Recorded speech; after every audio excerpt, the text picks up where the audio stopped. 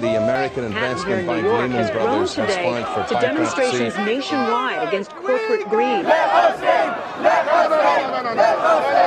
Greek president says the country is on the brink of an abyss. Rattle through all the banking systems throughout the world. People took to the streets to express their anger. The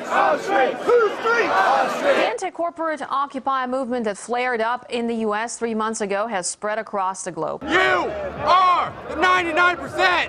You are the 99%! You are the 99%!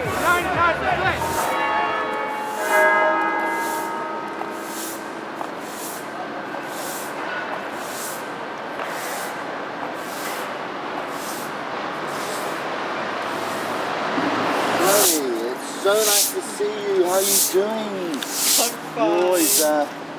You always put a smile on my face. Do you know that? I don't know. I think it's probably because of the smile already on yours. How did you sleep? Really nice, actually. I managed to find a nice lot of nice dry flat cardboard from Loading Bay around the corner. Do you do this every morning? Well, this is the 7 o'clock. I mean, look, there's a team of people do this. This is the starts at 7 a.m. and you basically clean up the area up there, clean up these steps, clean up down there. And the nice thing is it fits together with the cleaning groups of the Cathedral.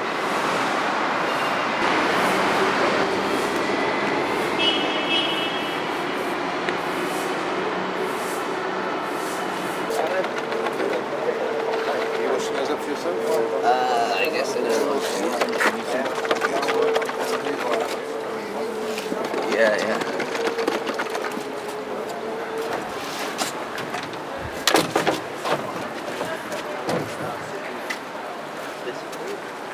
Whatever I do usually this morning.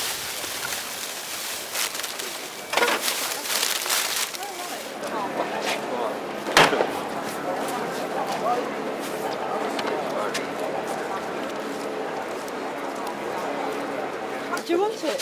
I would love to read a paper. There for the mantle cake. I'll get it back to you. Oh, you're very kind. Thank you very much. What's she just given you? A paper. Are you going to share that around? No.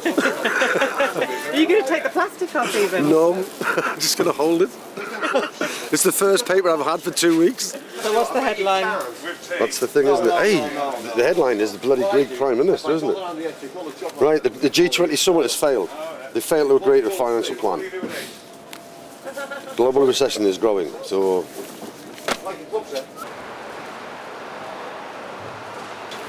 Do you really think that what you're doing here is going to make any difference?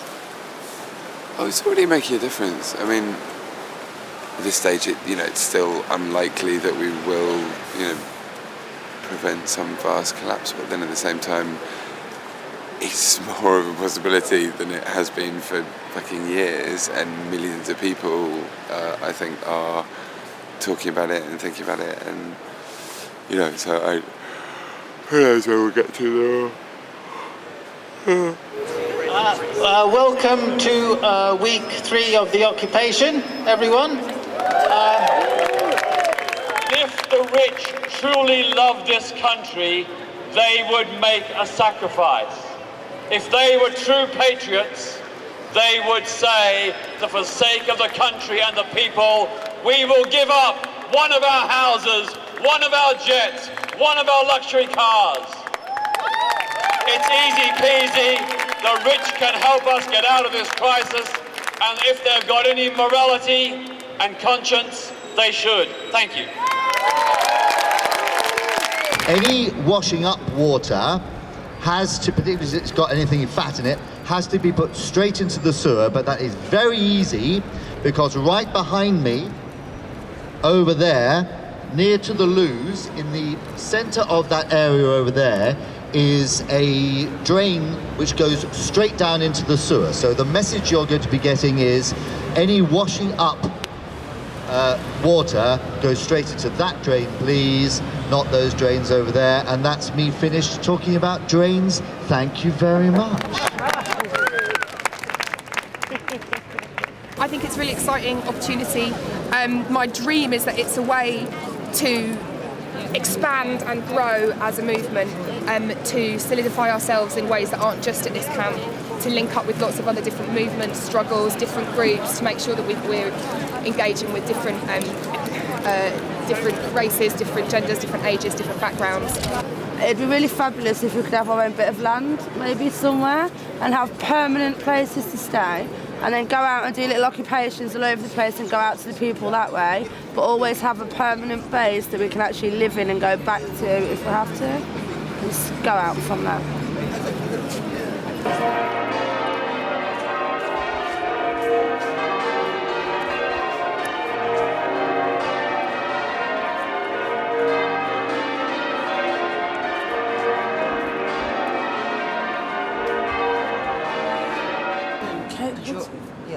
Do you know anything about this? Because it's not in the diary. Where is the Stop the War stored? Do you know? I'm not sure because we don't have it down. Okay. Maybe they've gone. Unless it's outside, then probably not here. I love occupying, it's amazing. It's about hope, it's about change, it's about people getting together and going, right, we're not happy with this. On the eve of the feast of St. Judas and Simon, the Christian Reverend Fraser resigned. While democracy stumbles and falls here on the steps of St. Paul's. Well, the whispering gallery's noisy with rumour, great Paul saying nothing but fear like a tumour is rolling within these fine halls under the dome of St. Paul. And people from all different backgrounds, and it's such a colourful life, you know? Like with the occupiers that are really clued up about the economy and stuff like that, it's all like above my head.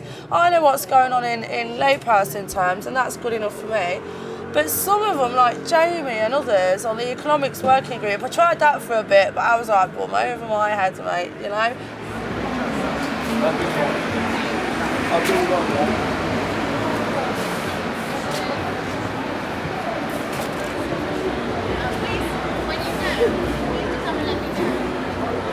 How are you today? Stress isn't the fair word because I really enjoy what I'm doing, and stress is kind of a negative word, but pretty pushed. It's a very busy day for working group meetings. So my first meeting this morning was at 11, and then it went on to the General Assembly at 1 o'clock, and then I have a meeting at 3 o'clock here, and that goes to 5 o'clock. So the 3 o'clock to 5 o'clock is Corporations Working Group, and we're going to be trying to push to get 5 basic statements out so that we can bring them to the General Assembly probably tomorrow night and get consensus on those 5 statements, which means they can go to our press group, which means that we can issue reasons why this camp is here and what this camp is addressing. This is a mixture of, extraordinary mixture of people who, you know, a grandmother from Liverpool, you know, ex-soldiers, just normal people from every road of life who have come here, never been activists before, and they come here to live here because they believe in us asking these questions and demanding a better future for all, which is totally tangible, it's totally possible. Okay? Fight back, stand up, non-violence, discipline, focus, keep hope alive, keep hope alive. This world is our world. Say joy to the world, joy to the world, joy to the world. Occupation has come, joy to the world. Love you.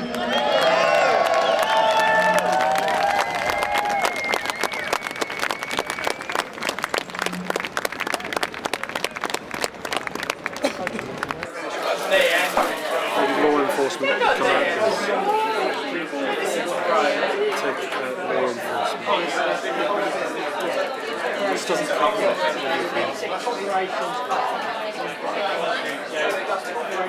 This is the fourth meeting of the Corporations Group, right?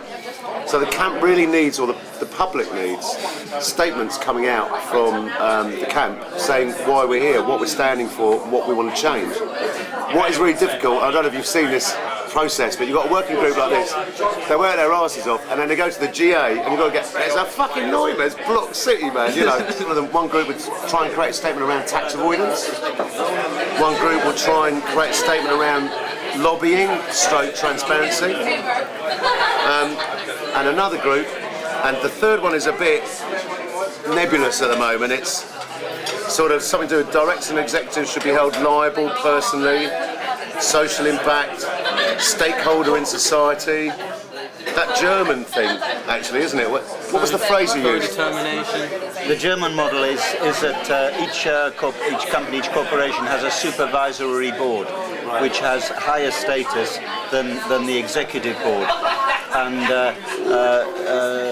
workers are represented on the supervisory board. I think that it may be more to do with this, you know, the corporation is an individual. What I think that would, and I might be wrong, but I think what would ignite a lot of people's interest is when they realise that because a corporation is an individual, that means that when they get caught poisoning a river in Afghanistan, they'll just get a small fine.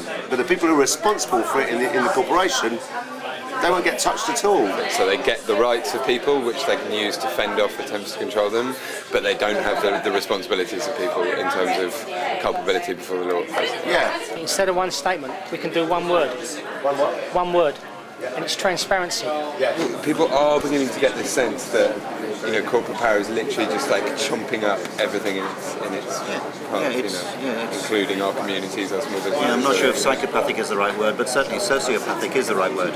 Now he's a long, long, long gone. That boy is long, long, long gone. Well, that's John Wayne, the country woman's house. Tear-gas in attempt to break up the recent mass protests have taken place since Salah returned to Yemen Saturday night.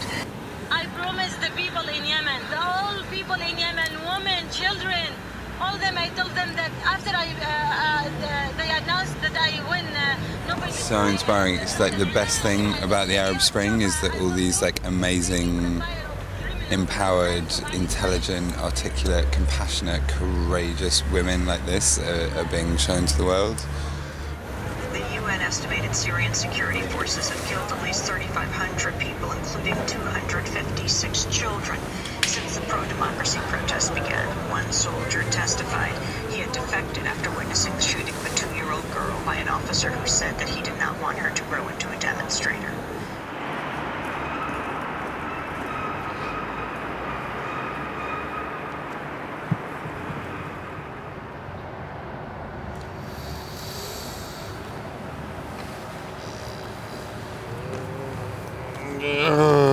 Bollocks. Got a strike. Why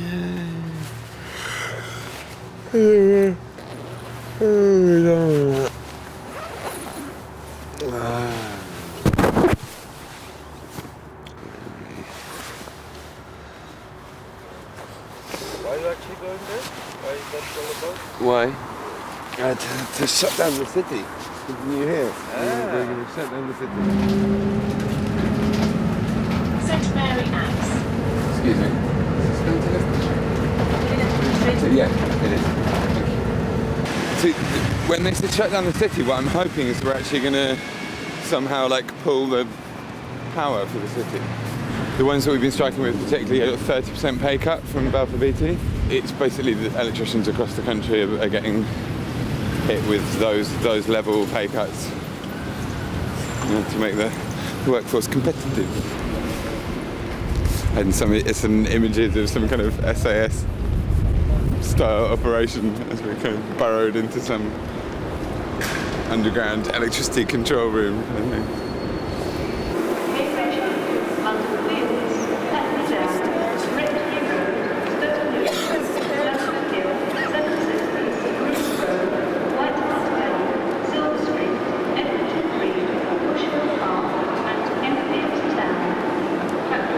This banner is a really important reminder of the fact that our economy is being sold upstream. The claims of the 1% on the real wealth of the rest of us in current and future generations are getting bigger and bigger. The so-called wealth of the 1% is not actually wealth, it's phantom wealth.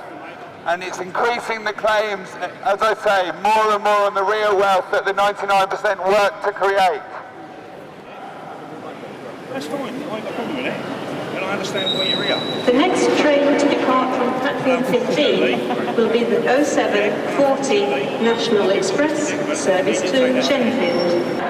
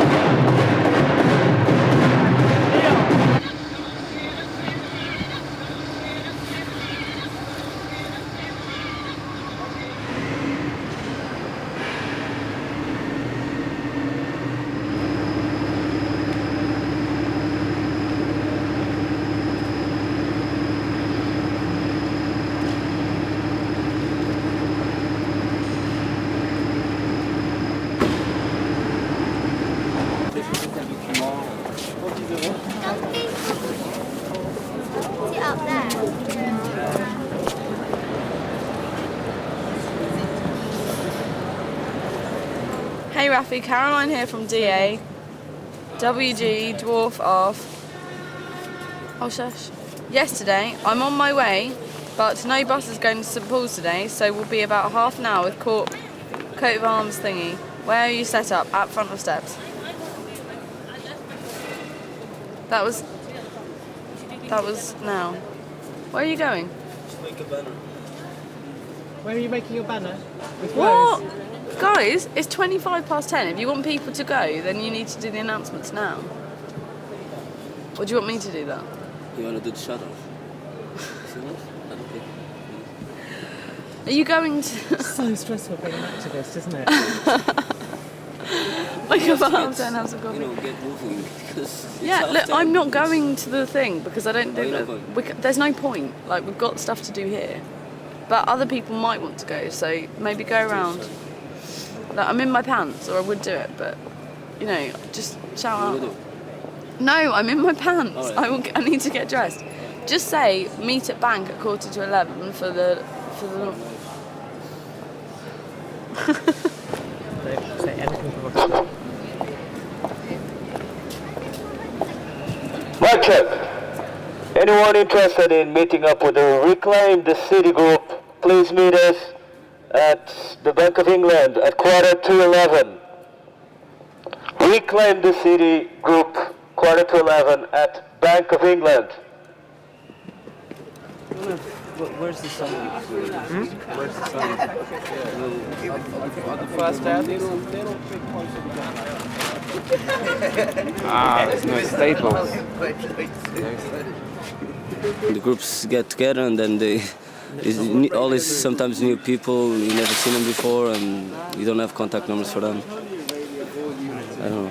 Well, organization-wise, I think we came rushing, like, you know, it's a nightmare to be honest, but let's hope they still come up anyway. See what happens. So, I mean, I guess. I'm sure they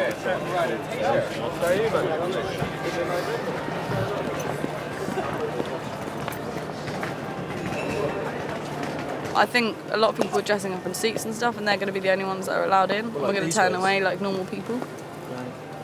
I say normal people. We're all normal There's people. so many people in uniforms around, like officers, cadets, and... Right, I went for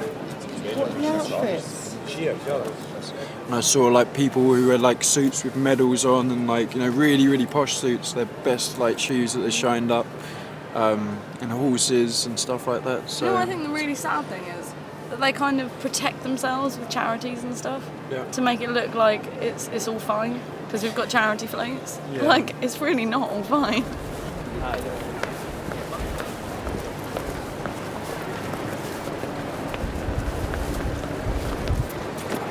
David Blaine.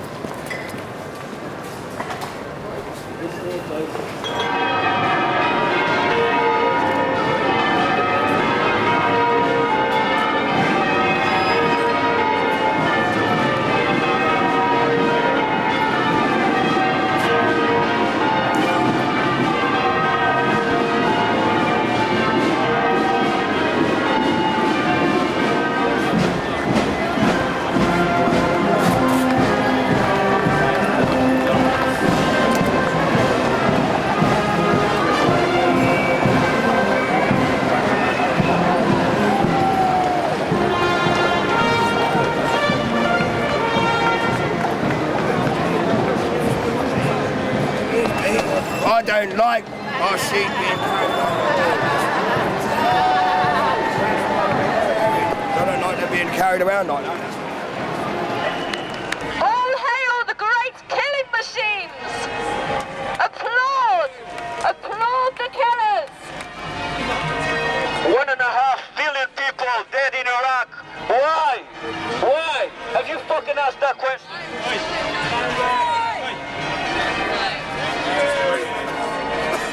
Sorry about the language, guys. Don't want you here. Don't work. This is my home, thank you very much. It's calming down. No. Are you giving us a bad name or what? Because you are at the moment.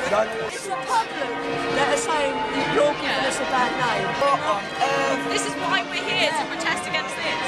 Why? Let's not You understand the Corporation of London. I think you're at the wrong protest. If what you think we're doing is wrong, you're If you don't understand, then you should. We're not doing any stunts. We could have. I just thought the law there was nothing to do with what we're doing. Do you understand? Is this about democracy? Go read that sign. We understand the paragraphs. Understand the corporation. Explain it to me. I'm just here to enjoy it, you know, at the moment. What's like a pop people can wave and rich people? No. This is what we're fighting against. Sorry, I apologise. Right, and you? You're hard work. I know. I was just enjoying it. Hello, my friend. I've read this and totally agree with it, obviously. Oh, fantastic. Always have. Do we vote or is it just symbolic? You were meant to be able to vote. Sorry? You were meant to be able to vote today. Right. And the ballot paper, the printing shop is closed. Right. So we didn't get them printed.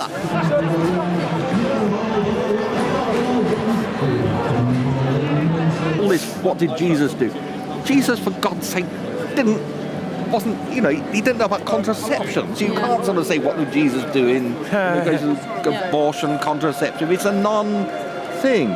Because he was a first century rabbi, for God's sake. But he's only spoke to people and he travelled around. Yes, and so you can be Jesus, you can catch something of Jesus' spirit, you can identify with Jesus, but you can't sort of say, what would Jesus do? Because he, Jason. All right, nice to meet you. Nice to meet you. Sorry. That's too high.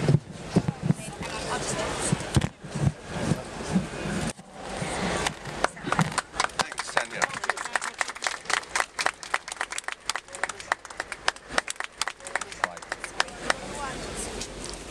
People have gathered round the cathedral over the last 3 weeks, expressing concern for the poor and that there is a better distribution of the wealth and the treasures of this world. That is something that they share with the church. Here, from this spot, for over 1400 years, we've been preaching good news for the poor, and we share that concern. And I'm going to pray for all those who are in need in this world and for a better sharing of the rich resources that we have in our world. Let us pray. O God, whose Son Jesus Christ cared for the welfare of everyone and went about doing good, grant us the imagination and perseverance to create throughout the world and in this country a just and loving society for the family of humankind.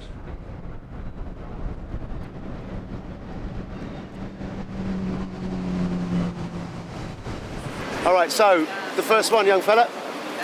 Most of the world's tax havens are directed from here by the Corporation of London. It is the means by which many large corporations manage to not pay any tax to us, to our government. I think that's the biggest tax injustice that we have in the world. It's the biggest injustice we have in the world, because the amount of tax that is lost to tax havens could fund all our schools, could fund all our hospitals. First thing is banning unsafe derivatives. Can someone explain what that means? And what do you mean by unsafe? So I can never go at this. So does anyone know what a derivative is, roughly? So it's basically, it used to be like you go to your bank manager, you get a mortgage, and if he thinks that it's going to be alright, then they give you a mortgage, and if it screws up, the bank manager and the bank is the one that loses out. What you've had increasingly is somebody saying, okay, we'll take your mortgage, they get the thing signed and then pass it on to someone else, and then that person can package it up and pass it on to somebody else. How is it that the person or the banking corporation that's in charge of an individual derivative, when that falls asunder, how is it that they're not so badly affected, or why does it not affect them? People, directly. I mean, the people who were left holding the kind of the bomb when it went off lost hugely, which is why they ended up going to the government saying we need hundreds of billions of dollars because otherwise we'll collapse. So what effectively happened is that the sector got richer and richer and the people in it got richer and richer, but eventually all the banks were in this game so much that aside from the ones like Goldman Sachs that had massive bets against the things that they were involved with, most of them did really badly.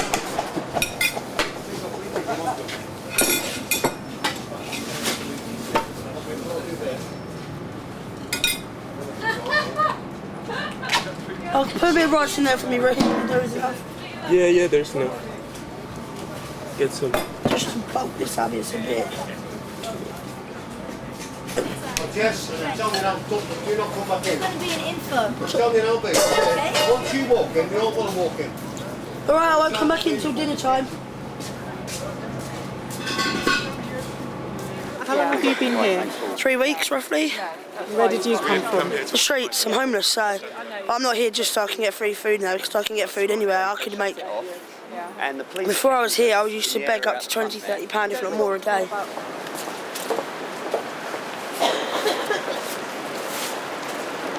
There was a place in Stratford Shopping Centre through the fire doors, it's like a little sheltered bit, which was kind of warmish. So yeah, me and a group of people that I thought were my friends turned out to be right arseholes, stayed there. Yeah, all good.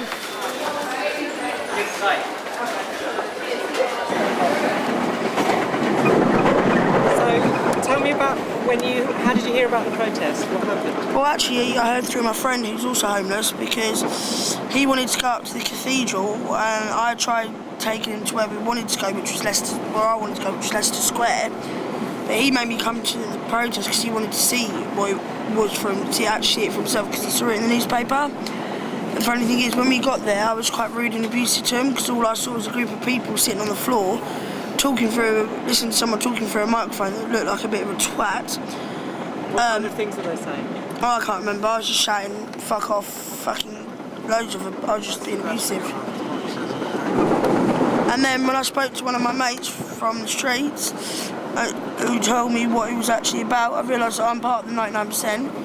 And the only way I'm going to get changed, for not only me but for everyone else that's being affected, is to be part of the camp. And ever since then I've not looked back, and I'm quite glad that I'm part of something that's going to become history.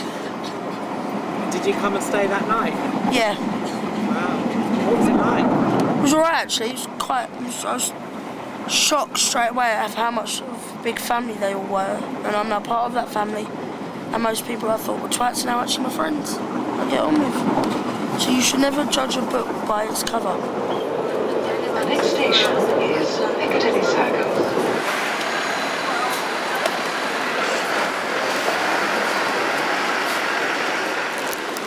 But you don't need that. I do. Why? I can write it on here, twat. Because the other day we had a David Cameron mask and I actually wrote the word cock on his head with a penis underneath it and then a moustache. As you can see, the Queen will have a perfect moustache from there to there to there. Would you like to do the Queen's face? Dad, what have you just got? The mask! People, that's how you do it, quickly.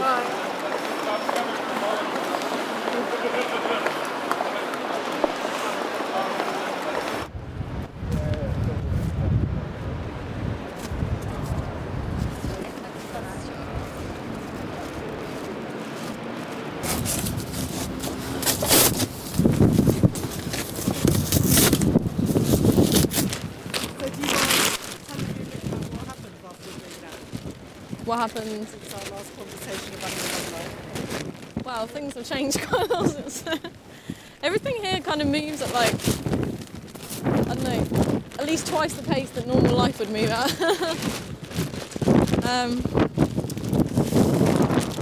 Yeah, I don't really know.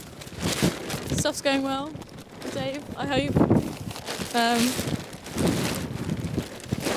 I don't know, it's a confusing situation. Rafi doesn't know what's going on, but then I don't really know what's going on, so I can't really talk to him about it. We talked about things regarding Dave before we broke up, and then, but you know, I don't want it to be well, it's not the reason we broke up at all. So I just don't really want to focus on it too much. Like, I don't know, it's a confusing situation. Like, I don't know, I think I'm a relationship addict. Which is not necessarily a good thing, but I don't know. I don't want to jump into another relationship again, but I feel like I am. And is Dave very much there for you? Yeah. Which is kind of like what I need at the moment as well. Like, this would be really, really tough without someone. So, no, it's nice. Getting spoiled, having a nice time. Today's job is to insulate it, and then when he gets back this evening, he'll finish the front, and they should have a home, which will be cool. And he comes after work every evening? Yeah, most days. Office professional. What time does he get here? 4:30, 5. Bloody work.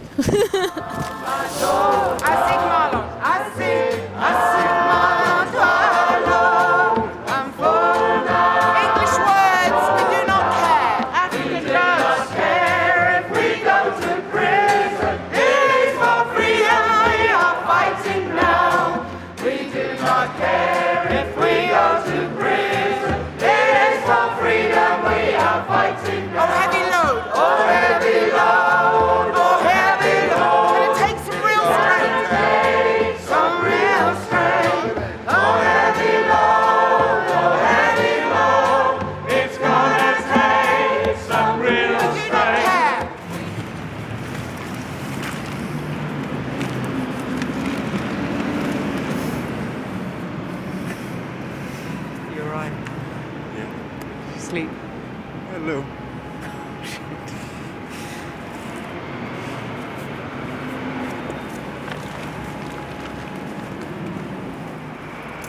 Dave, I need the tights at the back. Tights or leggings. I did ask like 5 times. Well, I just got up. I know.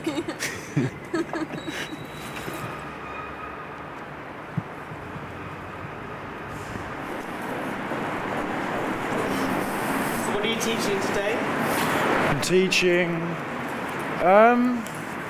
It's their final lesson before Christmas, and they took their SATs paper last lesson. And they're in year 9, so this is like their end of Key Stage 3 exam. So this lesson is an in-between lesson. So I've ordered a whole load of equipment that's fun to use, called a Van de Graaff generator, where you stick your hands on the machine and it sticks your hair in the air, and all the kids get electrocuted in this tiny little way. It's pretty cool. And your hair sticks up? My hair hopefully will stick up. It's quite heavy.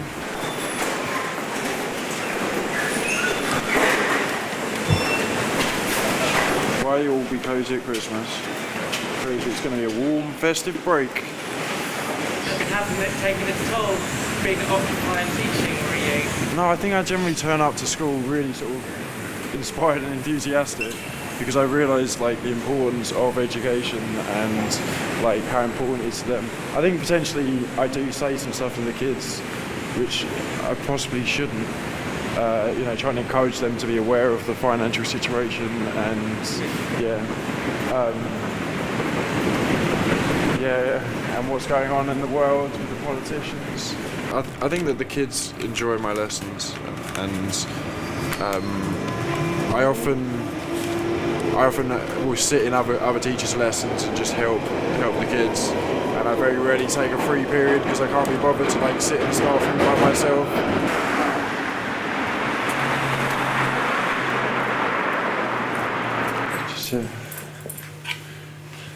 Just kind of a little bit not going, but okay. There's a staff room just there.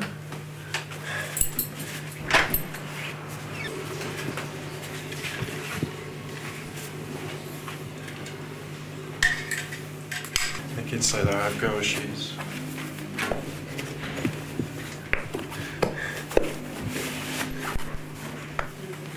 I do. How are you feeling? Yeah, really good. Ready for breakfast. Let's go get some breakfast.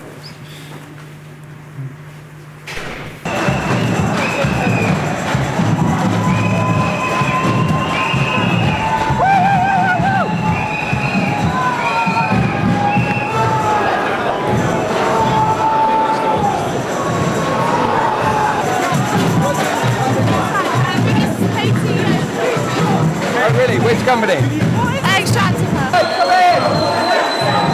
There you go! Get out!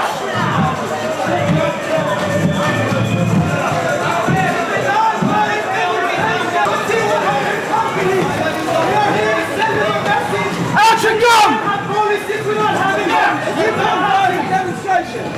This is the highest paid CEO in the country is here, and the head of the FTSE 100 apparently. Hey, the head of the 1% is taking over the democratic government. You know the mainstream demonstration is not going to change anything. You're right, but you can't achieve things like this. This is how we do it. You can't, fella. You're all good people. You're all good people. You've got to serve around here. Don't touch my jacket. Don't touch my jacket, mate. You're touching it. There you go. Hey.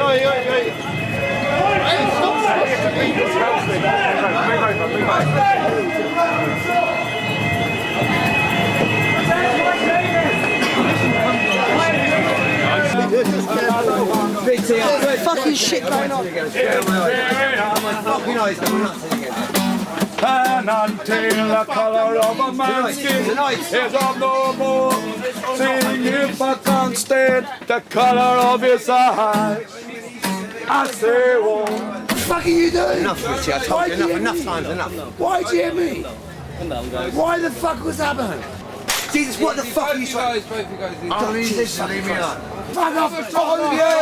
All of you! What's going on? Excuse me, oh, she's having a piece. What's wrong with The house is fucking down. What's happening? I can't do anything. What do you mean you can't do anything?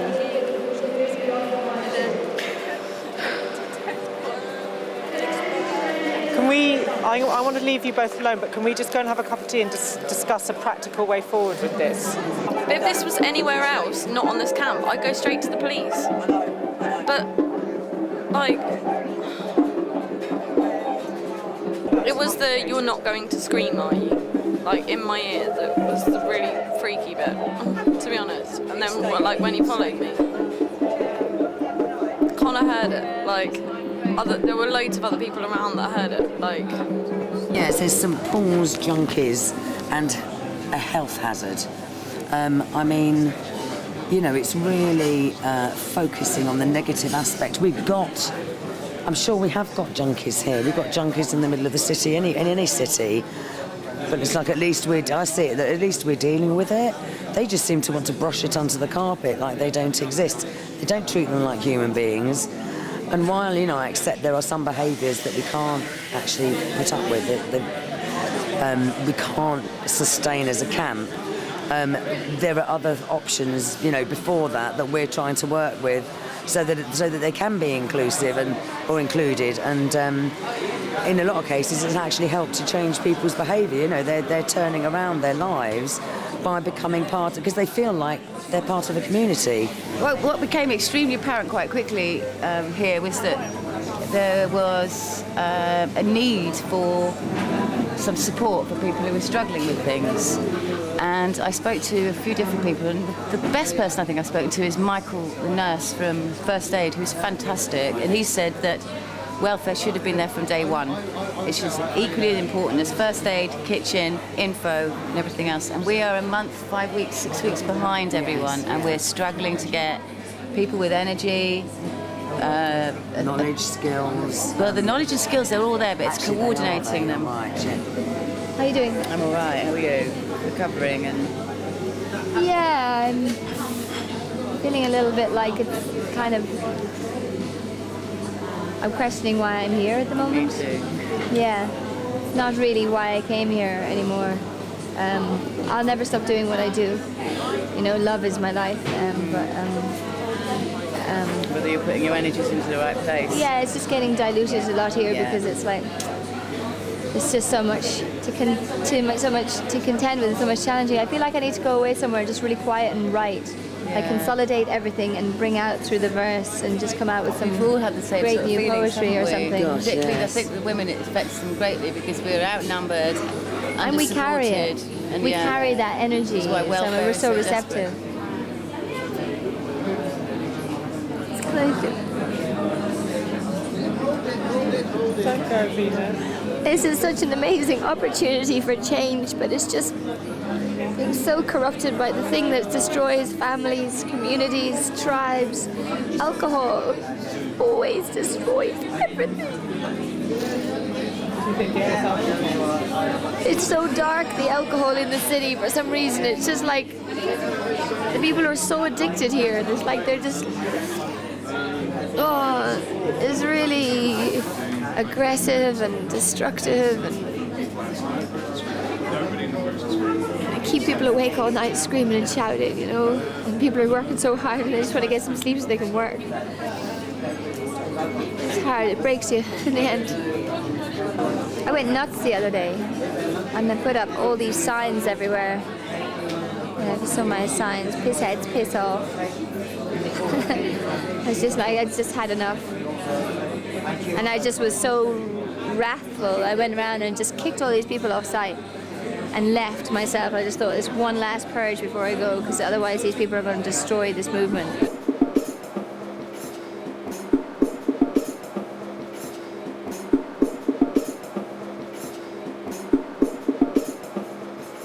So that I imagine from what you're saying is making you feel anxious. Yeah. I was called a liar, I was called a bitch, I was just by members of security, people on site, and then I feel like I'm being looked at like I've made these accusations and I can't go to the police because I feel like it's, do you understand? Like I feel like I can't. One of the things for me is I'm not entirely clear as to sort of what's happened. What I do hear is that you're in an incredibly difficult, stressful position where you don't feel safe, you feel fearful, and you are still within an environment in which you essentially feel unsafe. We try as much as possible to not go outside, or to not to not go outside, but to not get outside influences like the police involved, because it would cause a lot of it would be awful basically. It would split the camp, I think. What it sounds like is you're taking on a lot of responsibility for what this person has done, and you are in a way thinking that you have to keep this to yourself. Yeah, but like I feel like I can't tell a lot of other people exactly what happened, because I don't want like this kind of mob mentality. I don't want people to go after him and be all macho. And I was also got told off for doing that anyway, apparently, just because I told a couple of my friends. So you were told off for speaking to your friends about it? I was told by a lot of people that I shouldn't be causing a mob and like making a fuss talks about stuff. I, at one point, had to clean blood by hand off the stairs there. Clean it off. We get no support from the rest of the camp. No. We have prevented at least one death here in the last few days, and only 3 people have ever expressed any sense of appreciation. You people make all these arbitrary and high bloody castle rules that don't apply to us down here. You are essentially Douglas Haig and the rest of the World War I boys sitting in London drinking your sherry, while we are the boys on the Somme getting blown up every day, getting orders to advance, and we can't do it, and we refuse to enact things which put us or you in jeopardy. You're morally reprehensible if you call me a fascist, because I'm enforcing the rules that you have decided in this camp. The people that decided this rule are drinking, and they are breaking their own rules. And I am being called a fascist, a right-winger, a trouncer, because I am attempting to keep a sense of calm and tranquility. But no, we're the goose-stepping fucking SS. No swearing. Sorry, I've been awake for about 30 hours now. Don't worry about it, darling. I've been on duty for about 16 to 18, I can't actually remember. We need more volunteers. This is actually, Mark took down sort of a verbal interview of me, and it just states everything that happened. I was assaulted with 3 punches to the groins. In the morning, the steps looked like a car bomb had gone off, seriously. And I stood there, and my heart sank, and the bloody Archbishop of London walks out right in front of me, and I just wept at that point.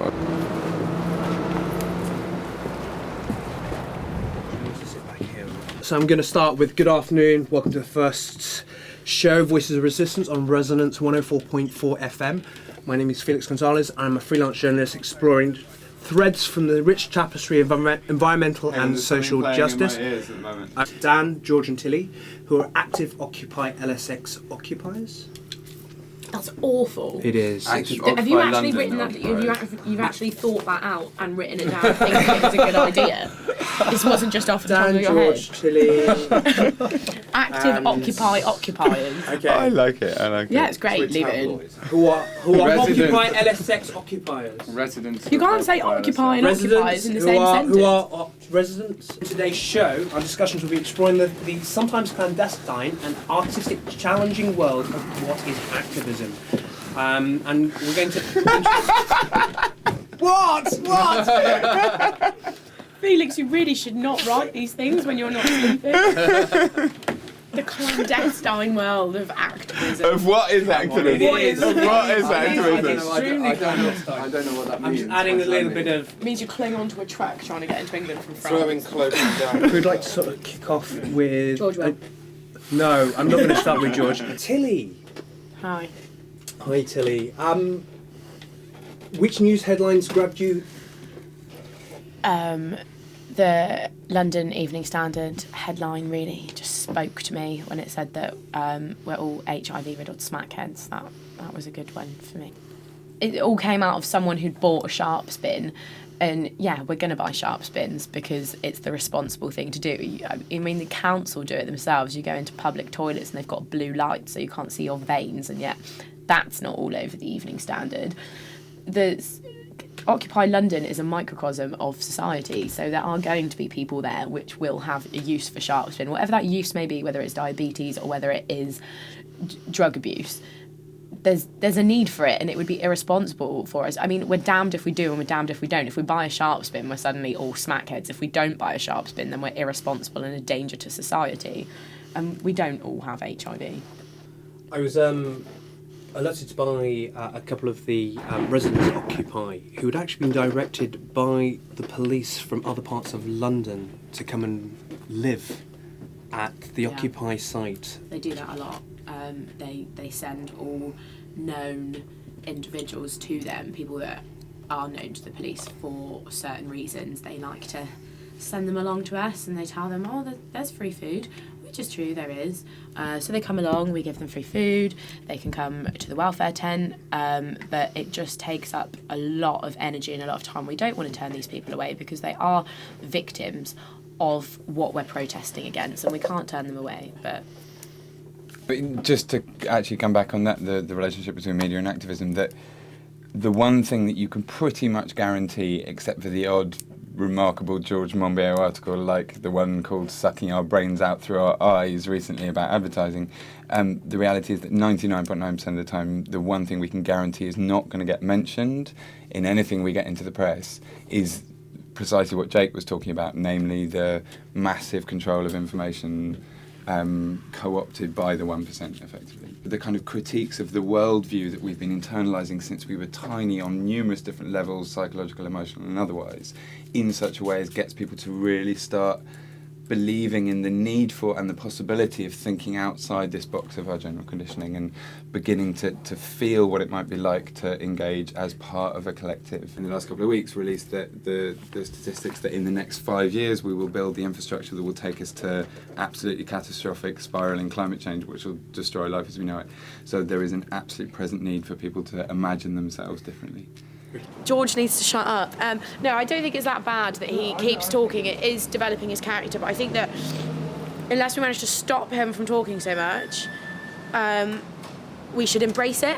And maybe some of the times when we're off air holding up a little sign saying, "Shut up, George," we should actually do it on air. Felix. Felix is a dick. I know. Mind this in your place. Hi again, how are you? You're back again. Yeah. Please, can I ask everybody on the left over there, can you sit down, please? Where were they when we want to put something good out? And they'll only pick bits. They'll only pick little bits out of this to put on the telly. To be fair, they will. Selective reporting. Occupy London would like you to know that John Cooper QC is instructed by Karen Todner of Kane Todner Solicitors to legally represent us. They're here today to answer any questions you may have on the legal process. As I've said, Karen Todner, who is next to me, and I are the legal team, effectively, or heading up the legal team, I should say, for what we refer to as the clients. And we should say we're doing it entirely pro bono, for no charge.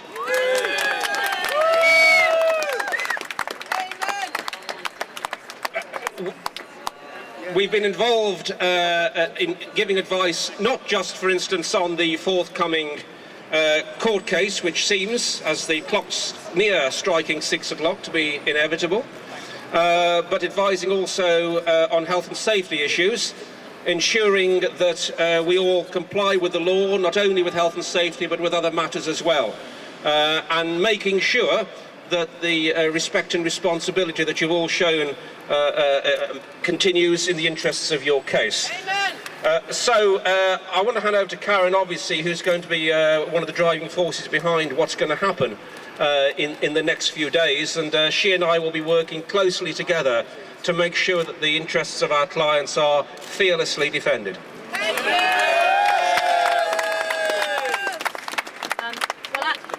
As you know, the corporation served notices last night, and eviction proceedings are very likely to start tomorrow morning. There'll be, I anticipate, a High Court hearing probably next Wednesday, which will be a case management meeting and a hearing before the High Court when we will decide time scales, delivery of papers, etc. So it won't be a full hearing, I doubt, next week. In fact, I think a full hearing will be some time off yet. Just is there any chance at all that the city and or the police could conceivably, on some technicality, jump the gun and start eviction proceedings before the outcome of the High Court hearings? I think the only way that the police would be able to forcibly remove you if there was a public order incident. But as far as I know, there haven't been any such incidents. So the corporation are actually taking the proper due process through the High Court, which we're pleased that they're doing. Our role is to make sure that you maintain your role within the law, and that we advise you appropriately. I'll leave it now unless Karen wants to add anything else. See you in court.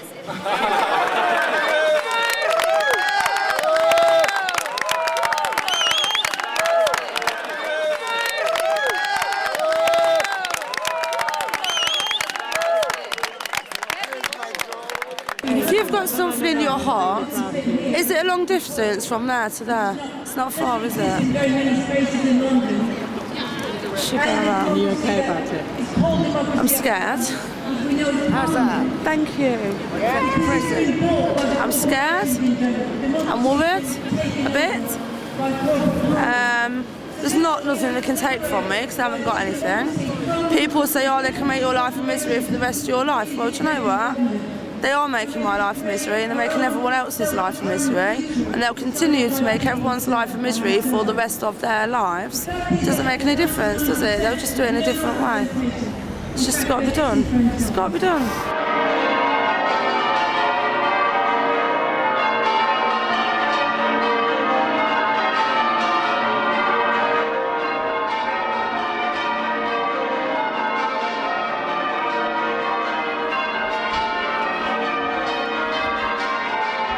I'm kind of ready to go to court and kind of launch this impassioned defence and try and get we need to make the camp something that befits the defence that I want to give of it, basically.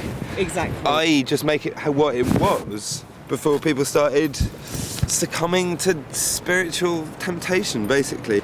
The sense in which Buddhists say, well, you know, you have to sort of transform yourself before you can transform the world. You know, I've always staunchly kind of opposed that as a justification for not taking sort of direct action now to deal with the awful suffering there is, but the importance of what they are talking about does remind one of how incredibly important the spiritual is, in fact. So what do you need to do? Prepare a case, you know, understand what the fuck it's about. Mainly, I think I've said it before, but work out the intersections between technical legal issues and matters of discretion, basically. And so basically try and get as many heavyweight people as possible to be witnesses. I've got the kids to help in the kitchen while we get back. Can't. Can, they're old enough.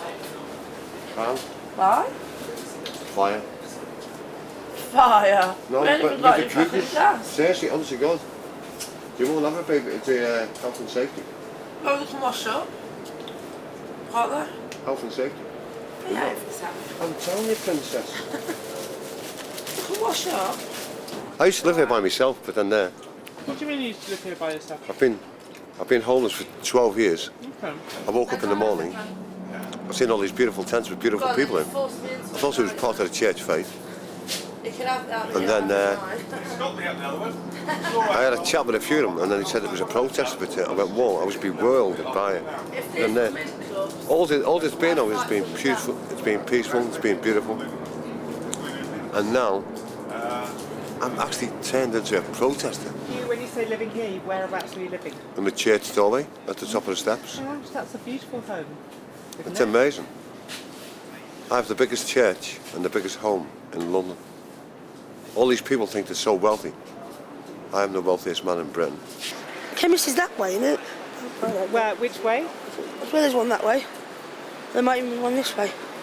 I was just imagining it's where Tesco's we went is. before. Yeah. We need a proper chemist. Excuse me, I'll follow. I'm very happy buying you medication for your feet. I'm not so happy buying you cigarettes. But, come please.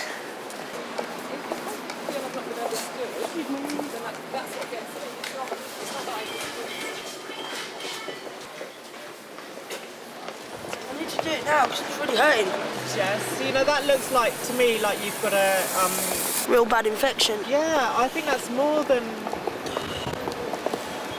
We've got to look after you. You know, you've got to... Oh, I can look after myself, I just can't be bothered at the moment. And my depression's bad, so...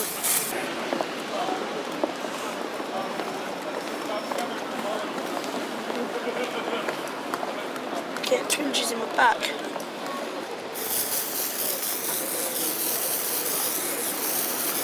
Enough. Stings. You're supposed to be in court today. Meant to be. It's meant to be. For violent assault. Well, no, assault by beating, breach of probation, assault by recklessness, assault, and another breach of probation. Too many things, don't worry about it, people. And that was when you were on or off medication? I've not been on medication for my ADHD for 5 whole years. So clearly you've now got an impending court case. What will they do if you don't show up to court? Well, I've got a genuine reason. I'm not well. I was at hospital last night. I'm exhausted. I know, but what will they do? I'm not saying Just a why German. won't you? And have you been in touch with them?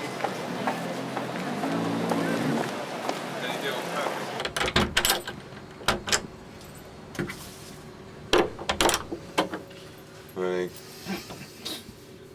Hello. Am I lying? Which I've ruined. No, that's cool. I thought you were preparing your court case. I am, but I didn't get to bed till 5 o'clock.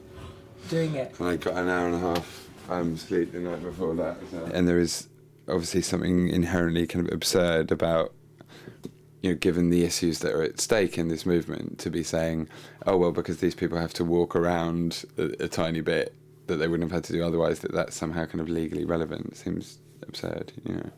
The Corporation of London owns this bit and St Paul's owns this bit, even though this almost certainly is owned by St Paul's, and the Corporation of London certainly has claim to some or most of this. They're not exactly sure, but what they're leaning on is the fact that it's a public highway that they have responsibility for. This camp is simply inconsistent with the character, lawful use and function of these areas of land as highways, access areas for St Paul's and as part of the historic city of St Paul's. It's not just wrong, it speaks to sitting on one side of the theological fault line going down the middle of St Paul's, as Giles Fraser put it. You know, so what this reflects is the fact that St Paul's in practice is more of a historic building to which tourists come, that is part of this kind of beautified image of London as a sort of shining global city and all the rest of it. But I would say that its character far more fundamentally and defensibly is about it being a monument to this incredibly radical, compassionate revolutionary that absolutely would be far more behind the need for what we're doing than the need to kind of have a nice place that makes it seem legitimate to charge tourists £14.50 to come into St Paul's, you know. Well, we did, yeah. Who are you actually meeting? Karen. What we've done is obviously you've got the evidence from the corporation. Yes. We've got about 40 witness statements, I would say. You gave me, sort of contrary to my expectation, gave me a fairly favourable impression in terms of the likelihood of being able to get the sort of wider political context considered by the court. Yes. Do you think that might extend to actually being able to call witnesses for the court? Because I've got John Christensen from the Tax Justice Network, who's one of the global authorities on tax havens and the global economy as a whole, Caroline Lucas. The court will listen. I do think the court will listen, and I think this is quite a good judge. And I think who is the judge? Wilkie. Ah, hooray. Okay, we were told Wilkie is the good one. He was the one we had at the beginning, no? Yes. Brilliant. Okay, we were told he would be Well, I've been good. told he's reserved it to himself. Oh, fantastic. So, okay. yeah. We were told that would be the best one we could get. Yes, and he seems quite sort of sympathetic in terms of, listening to things. And also they'll take into account the fact that you're unrepresented. Sure, so they will give you a lot more leeway than for example, will be given. So at the emergency meeting following a very difficult night in camp, there was a meeting called, and there was consensus within that meeting about some specific points which we wanted to kind of bring here. So tranquility, this happened on the 15th of December, so not long ago. We reached consensus on the following: tranquility to buy whistles. If campers hear whistles, they are to go to whistles and support tranquility ASAP in a peaceful manner, getting out of bed if necessary. We require peaceful, non-violent, sober process. DA respecting behaviour. Anyone behaving in ways which violate these core ground rules can be asked to leave the camp. So let's just have a temperature check on that. Is anybody really unhappy? Is anybody unhappy about that? No, I think you've got, everybody's happy with that. Wicked! I love this banner. We got it the wrong way, people. It's the wrong way. Can we swap places? Hey. Woo. Is it not upside down? Yeah. Well, I think we should hang it over there and make all the judges and lawyers duck to get in.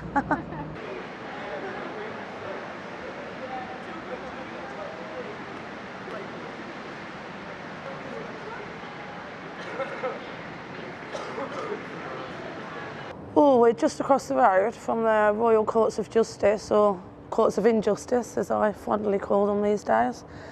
And I'm just feeling sick, waiting to go into court.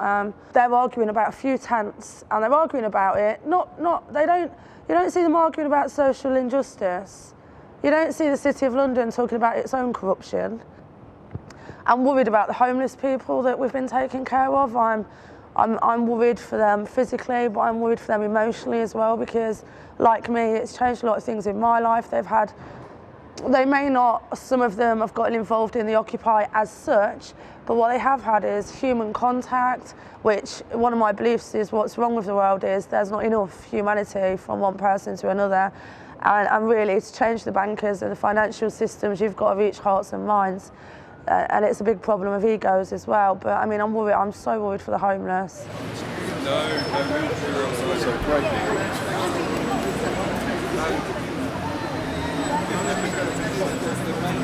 I think I can make a very concrete, legally ascertainable argument that there is a far greater democratic necessity for us to be here, and that includes the form of the camp, which is so central to it, than there is any kind of necessity to remove it. Okay, friendly.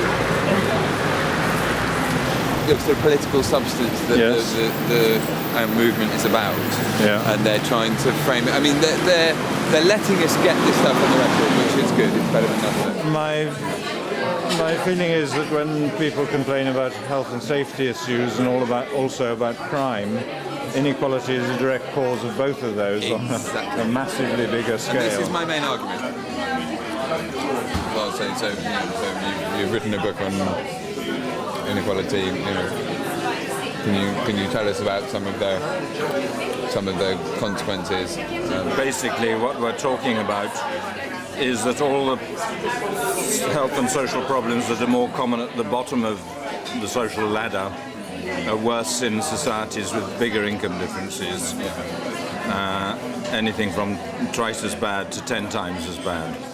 So if you look at homicide rates or imprisonment or teenage birth rates or mental illness or anything else. So, basically the Occupy movement is raising the issues that cause the problems, and for them to be removed because of those problems, because of local difficulties with those problems, is simply absurd. Today went as well as could be hoped for, and he's at least said he's going to hear it, I mean, the reality is that what we're talking about is a claimant's case that says the rights of, this site to be used as a kind of beautified and lucrative tourist attraction are more important than, A, the right to protest, but B, in terms of the more problematic elements of the camp, than providing some kind of providing a space that vulnerable people have access to, And when Jesus very famously was all about going and hanging out with the most vulnerable, Let's go down here first off. We'll actually go right the way through here.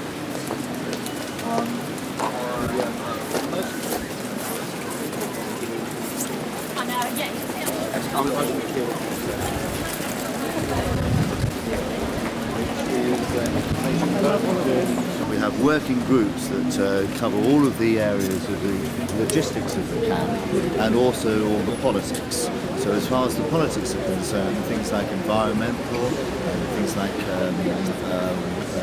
women's rights, things like the Economic Forum, things like the City of London, all of them have separate working groups. And then there's the logistics, for example, the running of the kitchen, the maintaining of safe spaces. Judge, do you want to go into what would help me most is just to be shown what is what and what is where. Lovely, absolutely. That's all I need to know. Michael, just make sure it's a factual.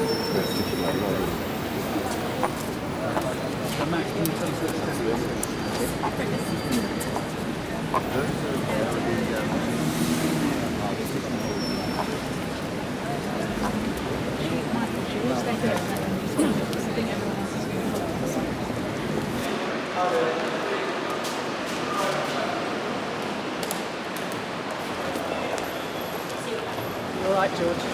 Yeah. Predictable. Predictable. disappointing.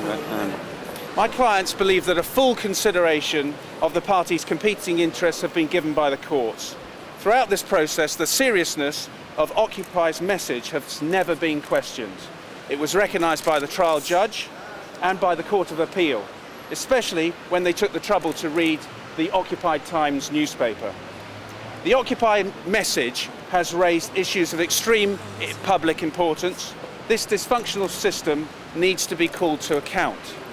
We will now be urgently considering the next legal steps with the legal team, and we anticipate that we'll be bringing our case to the European Court of Human Rights to give the court the opportunity to consider the state of public protest law in Britain, because aside from St Paul's here, this is also going to have an effect on the right to protest and how it's being crushed and squashed, how our public land is being gobbled up by private corporations all over the place. We need some public space, and we will have some public space, even if it takes a long time to get it.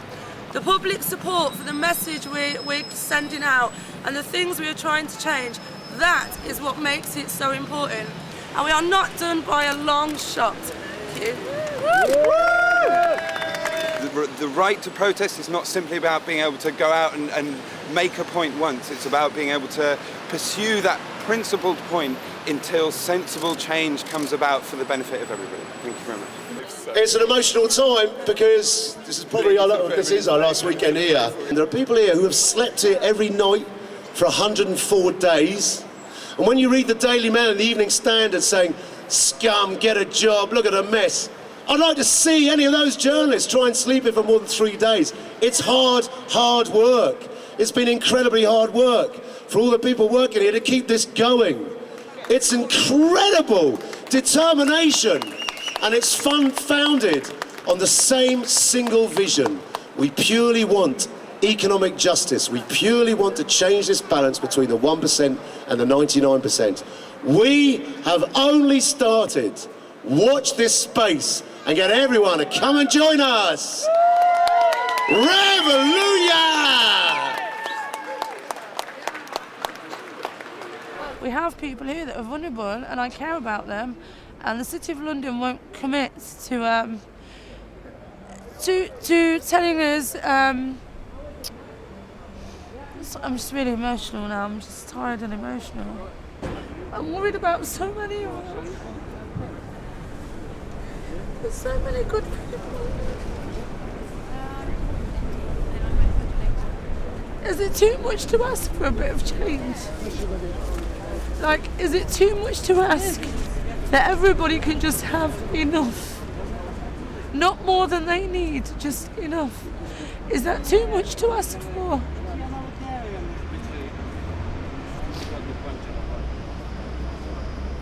I'm sure it's Satan's world. It's only Satan's world because good people stand by and do nothing. That's all it needs for evil to succeed, that good people stand by and do nothing. That's why the powers that be are in charge, because we stand by and we do nothing. Singing songs, a melody's pure and true. Singing, this is my message to you. Singing, don't worry about a thing. Cause every little thing is gonna be alright. Sing, don't worry about a thing. Every little thing is gonna be alright. Woke up this morning, following the rising sun. Three little birds above my doorstep, singing sweet songs, melodies pure and true. Singing, this is my message to you. Why have all the tents moved, Tilly?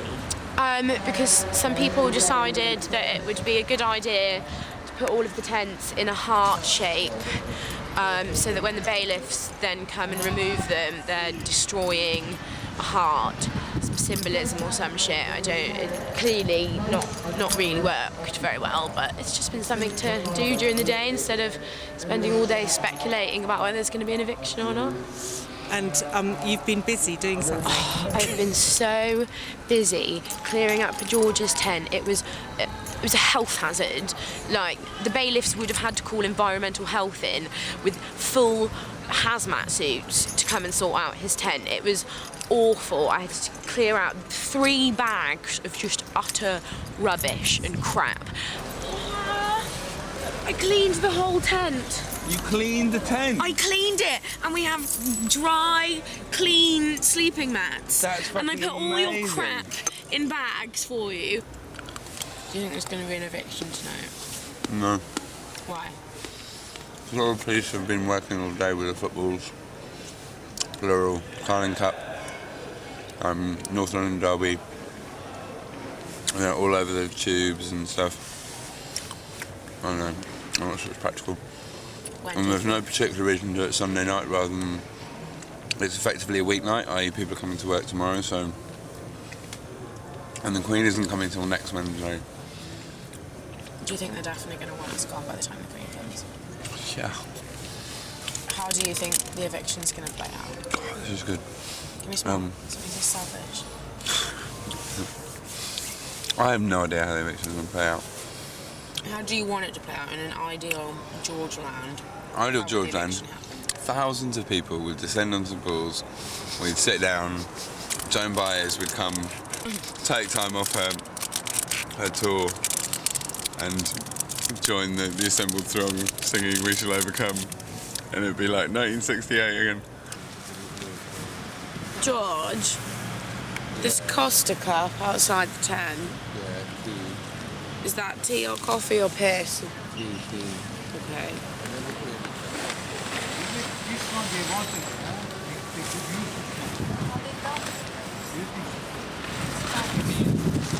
So clearly we haven't been evicted, people are actually putting up a tent.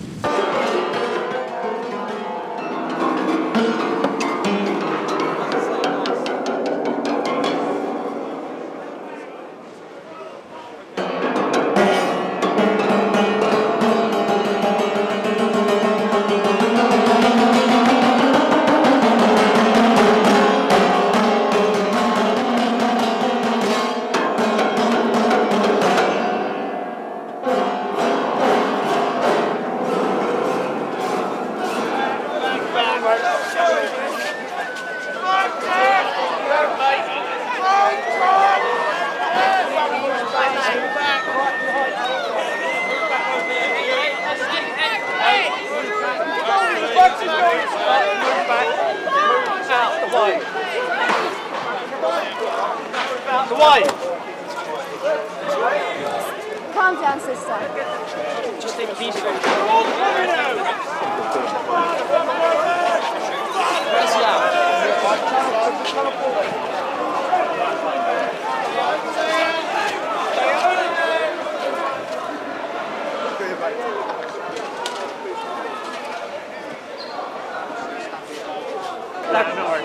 Okay.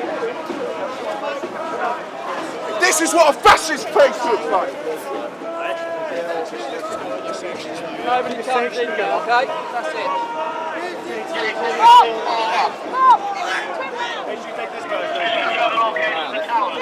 Off me!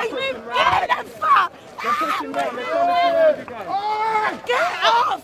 Get the fuck off me! Get off me, you cunt! I'm peaceful! Get off her! I'm trying to help her up! I'm trying to help her up! She's trying to get her. Don't touch me! Why are you touching me? I'm not pushing you! I'm not pushing you! Get off me!